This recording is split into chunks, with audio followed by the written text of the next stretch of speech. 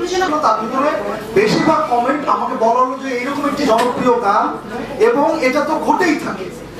এই যে এটা তো ঘটেই থাকে, শিপা আবার বলছিলেন যে বড়রাও করেছে আমরাও করছি, এই এরকম একটা বিষয় নিয়ে আমার এবং এমনকি যিনি গেয়েছেন গানটি, যারা তৈরি করেছেন গানটি তৈরি করেছেন যারা, তারা আমার খুবই আত্মীয় বটে, তারপরও আমি তাদের বিরুদ্ধে লিখেছিলাম, তারাও আমাকে নানান ভাবে মানে কটু কথা বলতে থাকলেন। পরে আমি এটা নিয়ে কথা বলি নাই। আমাদের দেশে এই জাতীয় আন্দোলন বা এই জাতীয় বিষয়কে আমরা গ্রান্টেড ধরে নিই যে আমরা যা করছি সেটা আমরা করতেই পারি, আমরা আমাদের দীর্ঘদিন থেকে আমাদের বড় ভাইরা যা করছেন সেই অনুযায়ী আমরা করতেই পারি।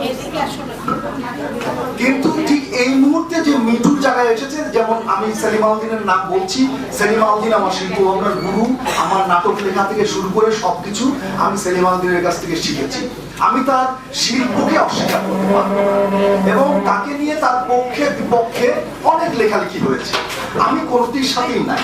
আমি শুধুমাত্র একটি সংলাপ, সেলিম আউদ্দিনের লিখিত একটি সংলাপ আমি আমার ফেসবুকে তুলে দিয়েছি, এটি বলার জন্য যে আমি এই সংলাপকে অস্বীকার করতে পারবো না, কিন্তু তার বিরুদ্ধে যে অভিযোগ এসেছে সেটি নিয়েও আমার বলার নেই, আমি তার বিরোধিতা করছি।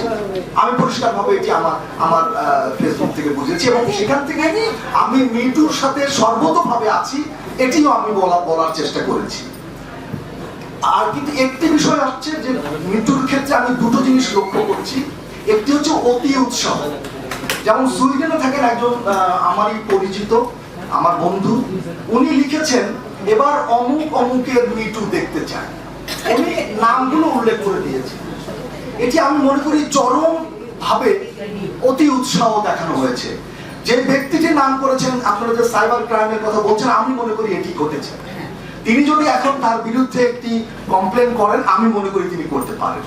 মিঠু আপনার যদি থাকে আপনি বলেন, কিন্তু আপনি কারোর নাম উল্লেখ করে মিডিয়ারই তিনিও খুবই বড় একজন ব্যক্তিত্ব, অন্যকে প্রভোগ করার কোনো কারণ নেই। আমি জানি যারা অন্যকে প্রভোগ করছেন তাদের নিজেদের হয়তো অনেক ঘটনা আছে, এখানে অনেকেই বলছেন যে আমার ঘটনা আছে, তারা বলছেন না, অন্যকে বলার জন্য উৎসাহিত করছেন, তাতেও আমার আপত্তি নাই। কিন্তু নাম ধরে বলছেন এবার অমুকেরটা দেখতে চাই, হ্যাঁ, আপনারা সকালবেলায় উঠেই স্ক্রল করলে ভয়ে থাকছেন আপনার নাম আছে, হ্যাঁ ঠিক আছে, ওকে সবকিছু সত্য, কিন্তু এই অতি উৎসাহটা বোধহয় আমাদের মিঠু আন্দোলনকে কিছুটা পিছিয়ে দেবে। দ্বিতীয়টা আসে অতি প্রতিক্রিয়া।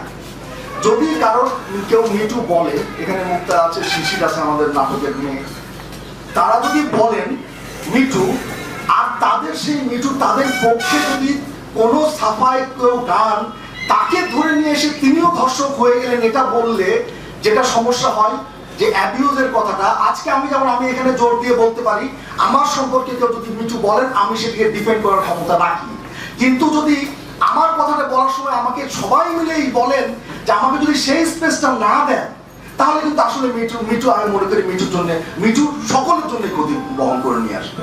সুতরাং অ্যাবিউজ হলেও সেটিকে যে আমি সেটাকে রক্ষা করতে পারবো না তা নয়, কিন্তু সেই স্পেসটা আমি মনে করি রাখতে হবে।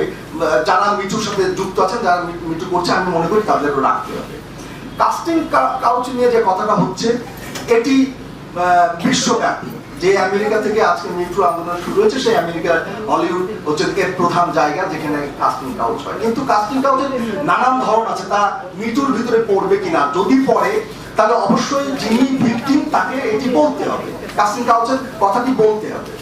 কারণ কাস্টিং দেওয়া, আমি নিজে কিন্তু কখনো টেলিভিশনের নাটক তৈরি করিনি, সিনেমা তৈরি করিনি, আমি সিনেমা লিখেছি, টেলিভিশনের নাটক লিখেছি। সুতরাং কাস্টিং কাউচের বিষয়টি আমার জানার বিষয় নয়। আর আমি মঞ্চে কাজ করি, মঞ্চে ডিরেকশনও করি। মঞ্চে একটি মেয়ে কাজ করতে আসলে তাকে অনেক বাধা পেরিয়ে মঞ্চে কাজ করতে আসতে হয়। একটি মেয়েকে গ্রুপে রাখার জন্য অলমোস্ট তার হাতে পায়েও ধরতে হয় যে যেভাবে হোক এই সমস্যাগুলো সমাধান করে তুমি গ্রুপে থাকো, গ্রুপ করো। সুতরাং গ্রুপে মঞ্চ নাটকের ক্ষেত্রে এই জাতীয় ঘটনা ঘটার বা এই বিষয়গুলি আসে না, সবকিছু মিলিয়ে। আর আমি এতগুলো কথা এখানে হয়ে গেছে, আমি মনে করি না যে আমার কোনো আর জরুরি কথা বলার আছে। একটি কথা বলার আছে যে আমি যমজ কন্যার বাবা। আমার 3 মিনিটের বড় মেয়ের নাম, ওরা এখন ইউনিভার্সিটি 3rd ইয়ারে পড়ে, একজন LSE তে পড়ে আর একজন সাসেক্স ইউনিভার্সিটিতে পড়ে। বড় যিনি 3 মিনিটের বড়, তার নাম